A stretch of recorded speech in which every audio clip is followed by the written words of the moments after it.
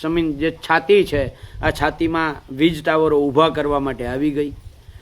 ડીઝલના ભાવ વધ્યા, ડીઝલની અછત ઊભી થઈ, ખેડૂતો ડીઝલના ડબલા લઈને પેટ્રોલ પંપો ઉપર લાઇનમાં ઊભા રહી ગયા।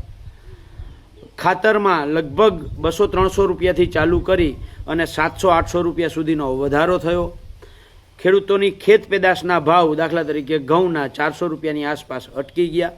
અને એમાંય ગઈકાલે કોંઢ ગામની અંદર જે ઘટના બની, વીજ કંપનીઓની દાદાગીરી જે સામે આવી, એને લઈ અને અમે કિસાન સંઘર્ષ સમિતિના તમામ સાથીઓએ નક્કી કર્યું છે કે આવતીકાલે 27 તારીખે સાંજે 5:30 વાગે કોંઢ ગામમાં રામાપીરનું મંદિર જે ધાંગધ્રા રોડ પર આવેલું છે ત્યાં આપણે સૌ સાથે જઈએ અને કોંઢ હોય, કલાણપર હોય, રતનપર હોય કે આસપાસના બીજા ગામો હોય, સુરેન્દ્રનગર જિલ્લાના ગામો હોય, આ તમામ ખેડૂતોને અને આસપાસના જિલ્લાના ખેડૂતોને અમે વિનંતી કરીએ છીએ કે આવતીકાલે આપ સૌ કોંઢ પધારો। હું લાલજીભાઈ દેસાઈ, મહેશભાઈ રાજકોટિયા, પ્રવીણભાઈ પટોડિયા, ડાયાભાઈ ગજેરા, જયેશભાઈ પટેલ, રમેશભાઈ ઓરમા, ગુજરાત કિસાન સંઘર્ષ સમિતિના સાથીઓ અને કિસાન કોંગ્રેસના સાથીઓ આવતીકાલે અમે પણ કોંઢ આવીએ છીએ।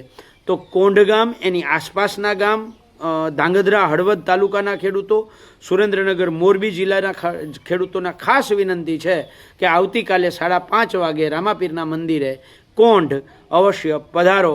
જય જવાન, જય કિસાન, જય જગત।